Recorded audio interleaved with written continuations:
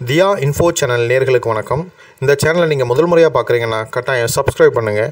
அது மட்டும் இல்லை, லைக் பண்ணுங்கள், மற்றவங்களுக்கு ஷேர் பண்ணுங்கள், எங்கள் சேனலை ஃபாலோ பண்ணுங்கள்.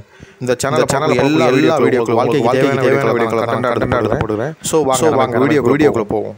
வணக்கம் நேயர்களே, நாம் இன்னைக்கு ஒரு சூப்பரான வேலை வாய்ப்பை தான் பார்க்க போறோம். என்ன பார்த்தீங்கன்னா, எஸ்எஸ்சில இருந்து ஒரு ஜாப் நோட்டிபிகேஷன் ரிலீஸ் பண்ணிருக்காங்க. அதை குறித்து நம்ம டீட்டெயிலா பார்க்க போறோம். எஸ்எஸ்சியை பொறுத்த வரைக்கும் ஏற்கனவே நிறைய வேகன்சி இருந்து ரிலீஸ் பண்ணிட்டே இருக்காங்க. ஸோ அந்த வகையில இப்போ நியூவா ரிலீஸ் பண்ணிருக்க நோட்டிபிகேஷன் தான் நம்ம டீட்டெயிலா பார்க்க போறோம். இந்த நோட்டிபிகேஷன்ல என்ன போஸ்டிங் அனௌன்ஸ் பண்ணிருக்காங்க, எவ்வளவு வேகன்சி கொடுத்துருக்காங்க, ஸோ இதற்கான குவாலிஃபிகேஷன் என்ன, இதனுடைய ஏஜ் லிமிட் என்ன, இதனுடைய சேலரி என்ன அப்படிங்கறத எல்லாம் டீட்டெயிலா பார்க்க போறோம். அது மட்டும் கிடையாது, இந்த அப்ளிகேஷன் என்றைக்கு ஸ்டார்ட் ஆகுது, என்னைக்கு முடியுது அப்படிங்கிறதையும் டீட்டெயிலா பார்க்க போறோம். ஸோ நம்ம வீடியோவை ஸ்கிப் பண்ணாம பாருங்க. மெயினா இந்த நோட்டிபிகேஷன் பொறுத்த வரைக்கும் கிட்டத்தட்ட 70 பேஜ் இருக்கு. நாம என்ன பண்றோம்னா, அந்த 70 பேஜ்ல நமக்கு தேவையான கருத்துக்களை மட்டும் எடுத்து நான் உங்களுக்கு டிஸ்பிளே பண்றேன். ஸோ நம்ம வீடியோவை ஸ்கிப் பண்ணாம பாருங்க. அப்பதான் உங்களுக்கு டீட்டெயில் கம்ப்ளீட்டா புரியும். ஸோ நம்ம இப்போ வீடியோக்குள்ள போவோம். இந்த எஸ்எஸ்சியை பொறுத்த வரைக்கும் இந்த ஜாப் டைப் ரெகுலர் பேசிக், அதாவது நிரந்தர பணி. சரிங்களா, இது ஒரு தற்காலிக பணியோ, இது கான்ட்ராக்டும் கிடையாது, இது டெம்பரரி ஜாப் கிடையாது. ஸோ ரெகுலர் பேசிக், சரிங்களா, நிரந்தர பணி. என்ன போஸ்டிங் எஸ்எஸ்சில இருந்து அனௌன்ஸ் பண்ணிருக்காங்க பாத்தீங்கன்னா, சப் இன்ஸ்பெக்டருக்கான ஒரு போஸ்டிங் தான். சப் இன்ஸ்பெக்டர் பொறுத்த வரைக்கும் Delhi police and central armed police force. சரிங்களா, சோ 2 கேட்டகரியில இந்த சப் இன்ஸ்பெக்டர் போஸ்டிங்கான அனௌன்ஸ்மெண்ட் ரிலீஸ் பண்ணிருக்காங்க.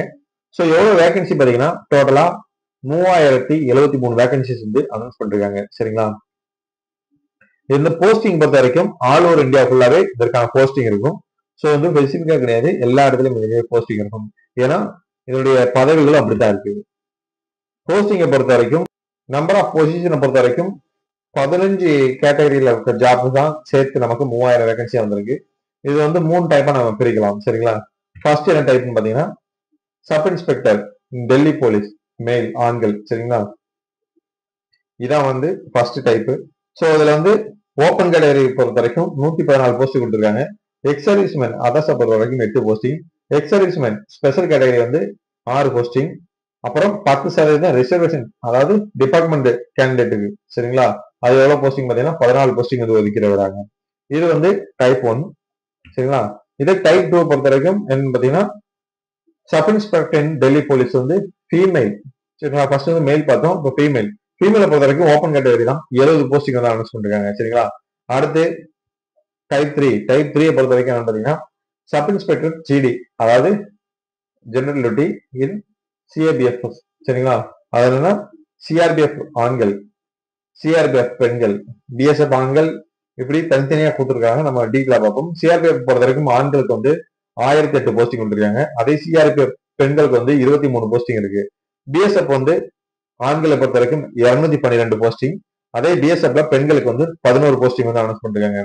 அடுத்து ஐடிடிபி, அதாவது இந்தியா தாய்வான் பார்டர் போலீஸ். சரிங்களா, பார்டர் போலீஸ் மேல் 198. சரிங்களா, அதே ஃபீமேல், அதாவது பெண்களுக்கு 35 போஸ்டிங். அடுத்து சிஐஎஸ்எஃப் ஆண்கள் 1164 போஸ்டிங். அதே சிஐஎஸ்எஃப் பெண்களுக்கு 130 போஸ்டிங் போட்டிருக்காங்க. அடுத்து எஸ்எஸ்பி ஆண்களை பொறுத்த வரைக்கும் 71 போஸ்டிங் அனௌன்ஸ் பண்ணிருக்காங்க. இதே எஸ்எஸ்பி பெண்களை பொறுத்த வரைக்கும் 11 போஸ்டிங். சரிங்களா, சோ எல்லாமே சப் இன்ஸ்பெக்டர் தான். சரிங்களா, எஸ்ஐ கேட்டகரி தான். சோ இதுல என்ன பாத்தீங்கன்னா, இந்த சப் இன்ஸ்பெக்டர் டெல்லி போலீஸ் ஆண்கள், டெல்லி போலீஸ் பெண்கள். சோ இவங்கெல்லாம் கேட்டகரி வைஸா பிரிச்சிருக்காங்க. ஓப்பன் கேட்டகரியை பொறுத்த வரைக்கும் 114 போஸ்டிங் இருக்கணும். சோ 114 போஸ்டிங்ல unreserved, OBC, SC, ST, EWS. So இவங்களுக்கெல்லாம் எத்தனை வேகன்சிஸ், அதாவது எவ்வளவு போட்டா ஒதுக்கி இருக்கிறாங்க அப்படிங்கிறது டீட்டெயில் கொடுத்துருக்காங்க. சோ இது பார்த்து கொள்ளுங்க. அதாவது தனித்தனியா கொடுத்துருக்காங்க, ஒவ்வொரு கேட்டகரி வைஸா எவ்வளவு வரும் அப்படின்ட்டு. அடுத்து பாத்தீங்கன்னா, சப் இன்ஸ்பெக்டர் சிஏபிஎஃப். சரிங்களா, அதாவது சிஆர்பிஎஃப், பிஎஸ்எஃப், ஐடிடிபிஏ, சிஎஸ், எஸ்எஸ்பி, இதெல்லாம் கேட்டகரி வைஸ், அதாவது அன்பர்சர்வ், இடபிள்யூஎஸ், ஓபிசி, எஸ்சி, எஸ்டி அப்படிங்கிறத தனியா கொடுத்துருக்காங்க. அதுக்கப்புறம் மெயினா பாத்தீங்கன்னா, எக்ஸ் சர்வீஸ்மேனை பொறுத்த வரைக்கும் 10%. அதாவது இப்போ 1030 வேகன்சில 103 வேகன்சி எக்ஸ் சர்வீஸ்மேனுக்கு தனியா ஒதுக்கியிருக்காங்க. ஸோ 222 வேகன்சில பிஎஸ்எஃப் பொறுத்த வரைக்கும் 22 வேகன்சி, இப்படி 10% வேகன்சியை எக்ஸ் சர்வீஸ்மேனுக்கு தனியா ஒதுக்கிறாங்க.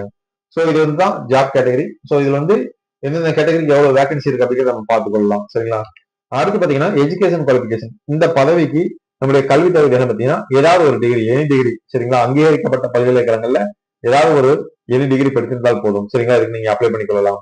ஏஜ் லிமிட்டை பொறுத்த வரைக்கும் 20ல இருந்து 25 வயதுக்குள்ள இருக்கவங்க அப்ளை பண்ணலாம். அதாவது என்றைக்குன்னு பாத்தீங்கன்னா 1/8/2025 அன்றைக்கு வந்து அவங்களுக்கு 20 வயதுல இருந்து 25 வயதுக்குள்ள இருக்க வேண்டும். சரிங்களா? அதுக்கு முன்னாடி வந்து டேட் ஆஃப் பர்த் கொடுத்துருக்காங்க.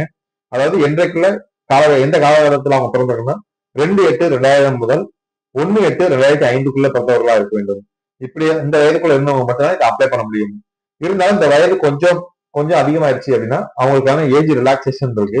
சரிங்களா? ஏஜ் ரிலாக்சேஷனை பொறுத்த வரைக்கும் SC STக்கு 5 வருடங்களும், OBC 3 வருடங்களும், PWBD ஜெனரல் EBS வந்து 10 வருடங்களும், அதே வந்து PWBD வந்து SC STக்கு 15 வருடங்கள். சரிங்களா? அதே PWBD வந்து OBCக்கு 13 வருடங்கள்.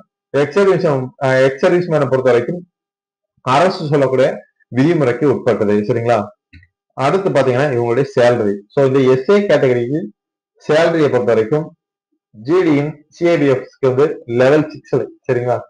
அவங்களுடைய சேலரி 35,400 முதல் 1,12,400 வரைக்கும் அவங்களுடைய சேலரி இருக்கும். அதாவது லெவல் 6 இருக்கிறாங்க. அதே இது sub inspector executive male and female in Delhi police அவங்களுடைய சேலரி பார்த்தீங்கன்னா அவங்களுக்கும் ஈக்குவல் தான், சேம் லெவல் தான். ஏன்னா லெவல் 6ல இருக்காங்க. அவங்களுடைய சேலரி 35,400 முதல் 1,12,400 வரைக்கும் அவங்களுடைய அதிகபட்ச சேலரி இருக்கும். சரிங்களா? அடுத்தது பாத்தீங்கன்னா செலெக்ஷன் ப்ராசஸ். இந்த செலெக்ஷன் ப்ராசஸை பொறுத்த வரைக்கும் இதுவும் 3 டைப்ல இருக்கும். பேப்பர் 1, பேப்பர் 2, பேப்பர் 3 அப்படிங்கிற 3 டைப்ல இருக்கு. சரிங்களா? ஸோ பேப்பர் 1 பொறுத்த வரைக்கும் பாத்தீங்கன்னா கம்ப்யூட்டர் பேஸ்ட் எக்ஸாம். சரிங்களா? ஸோ வந்து சிபிடி எக்ஸாம் தான். நீங்க ஃபர்ஸ்ட் வந்து சிபிடி முடிச்சதுக்கு அப்புறம் செகண்ட் ஸ்டேஜ் பாத்தீங்கன்னா பிசிக்கல் ஸ்டாண்டர்ட், அதாவது PST exam, physical entrance exam. சரிங்களா? ஸோ பிசிக்கல் எல்லாமே வந்து செகண்ட் டெஸ்ட். தேர்ட் டைப் பாத்தீங்கன்னா பேப்பர் 2. அது என்ன பாத்தீங்கன்னா டீட்டெயில் மெடிக்கல் எக்ஸாமினேஷன். சரிங்களா? அதாவது ஃபர்ஸ்ட் கம்ப்யூட்டர் சிபிடி முடிஞ்சிடும், அதுக்கு வந்து பிடி பிசிக்கல் என்ட்ரன்ஸ் முடிஞ்சிடும். மூன்றாவது டைப் பாத்தீங்கன்னா டிஎம்இ, அதாவது டீட்டெயில் மெடிக்கல் எக்ஸாமினேஷன். ஸோ இதெல்லாம் கம்ப்ளீட் முடிச்சதுக்கு அப்புறம் தான் உங்களுக்கு ஷார்ட் லிஸ்ட் போட்டு உங்களுடைய நேம் வந்து அனௌன்ஸ் பண்ணாங்க. ஸோ இந்த அப்ளிகேஷனுக்கான ஃபீஸ் என்னன்னு பாத்தீங்க அப்படின்னா உமன்ஸ், அதாவது பெண்கள், SC ST கம்யூனிட்டி சேர்ந்தவர்கள், அடுத்து எக்ஸ் சர்வீஸ்மேன் இவர்களுக்கெல்லாம் வந்து ஃபீஸ் இல்லை. SSC பொறுத்த வரைக்கும் காமன் அப்படிதான் இருக்கும். ஸோ இவர்கள் இந்த கேட்டகரியில் உள்ளவங்களுக்கு அப்ளிகேஷன் ஃபீஸ் இல்லை. அதை தவிர மற்ற அனைவருக்குமே வந்து அப்ளிகேஷன் ஃபீஸ் 100 ரூபாய். சரிங்களா? ஸோ இதான் வந்து எங்களுடைய அப்ளிகேஷன் ஃபீஸ். இந்த அப்ளிகேஷன் வந்து என்னைக்கு ஸ்டார்ட் ஆகுதுன்னு பாத்தீங்கன்னா 26/9/2025 அன்றைய தினத்துல இருந்து அப்ளிகேஷன் ஓபன் ஆகுது. ஸோ இதுல வந்து என்றைக்கு முடியுது அப்படின்னு பாத்தீங்கன்னா லாஸ்ட் டேட் 16/10/2025 அன்றைய தினத்துல இந்த அப்ளிகேஷன் முடியுது. ஸோ இந்த மெயினா வந்து என்ன பாத்தீங்கன்னா அப்ளிகேஷன் முடிந்தாலும் ஒரு நாள் வந்து எக்ஸ்ட்ரா கொடுக்காங்க. எதுக்கு பாத்தீங்கன்னா இந்த ஆன்லைன் பேமெண்ட்டுக்காக.